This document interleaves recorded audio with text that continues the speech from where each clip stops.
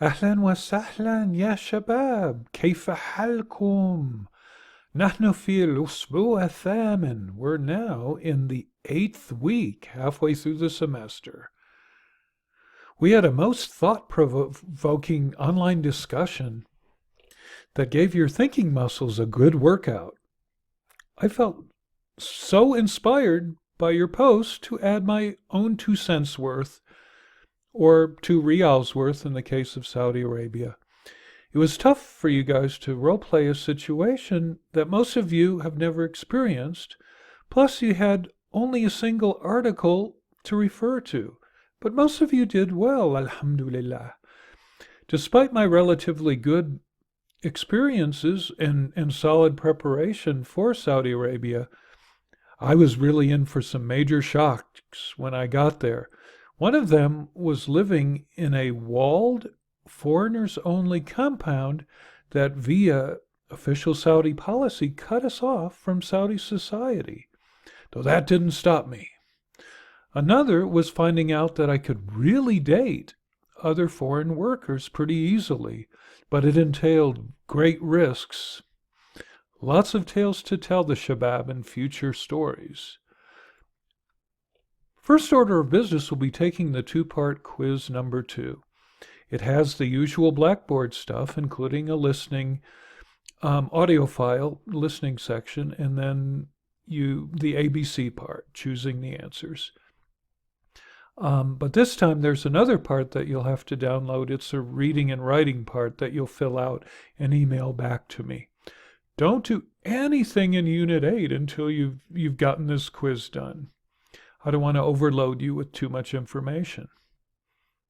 Okay, after the quiz, in Unit 8, you'll be learning the last 3 letters of the alphabet. Alhamdulillah. Now you'll be able to read everything like a native, right? Then, as a practice, you'll send me an email using some of the words you wrote by hand to test your knowledge of being able to type those new letters. Next, we're going to contrast one of the new letters, which is a ha sound, like the English H, with another Arabic H sound, which is the ha one that we learned in Arabic 1. So they're different. If you mispronounce it, you could be saying something you didn't mean. Okay, and not to forget grammar. If you look on the right, you'll see on my screen, we're going to introduce plural pronouns in Arabic, and these are pronounced we, nahnu, you, actually you all, for males, antum, you all, for females, antunna, they, for males, hum, and they for females, hunna. And then, so we can say something meaningful, we're going to combine those with some professions that you probably know already. And plurals in Arabic are problematic because so many of them are irregular. Besides learning the singular form of all these Arabic words, you have to sometimes learn a plural, which is often very different. However, we'll look at the regular ones first, starting with the masculine forms. Sorry, ladies, we'll do the feminine next week. And these are called sound plurals. You'll see it in the reference, worksheet reference that you download. And basically what you're doing, you're taking the name of the profession, like in Arabic, accountant would be muhasib. So a bunch of guy accountants would be muhasibun. So you're adding an un to the end of the word to make it plural. And you do this with others, like nationalities. Iraqiyun, a bunch of Iraqi guys, etc. So you'll read through that and figure out how to do that. And then on the worksheet, I'll have you make some sentences where you'll see a bunch of male engineers and you'll write a sentence like, hum muhandisun. They are engineers. طيب, okay. And what else is going on this week? Okay, the companion resumes, so don't forget the activities split in half in Unit 8. Some do Thursday, some Sunday.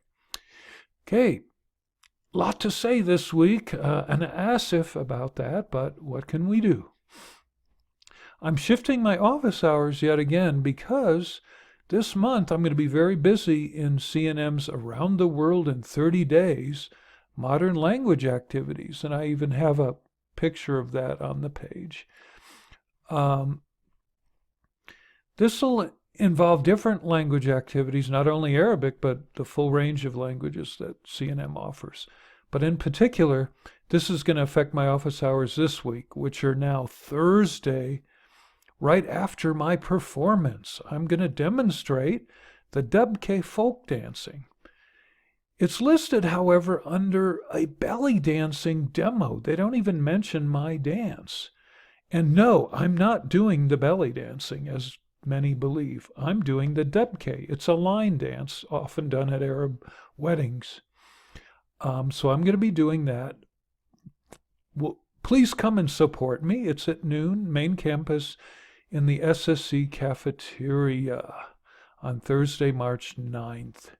A lot of other stuff is going on at the same time. One of the Spanish teachers, Ustada Liza, will be doing a demo on henna tattooing. Henna, or naqsh, is very popular in the Middle East. Women do this, particularly for weddings and other occasions.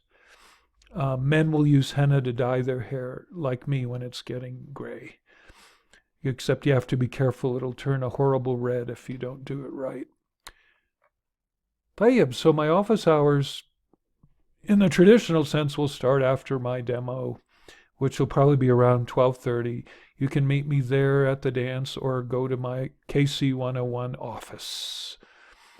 Okay, and finally, this week, I'm asking you, since it's midterm, to do a reflective journal on your progress to date.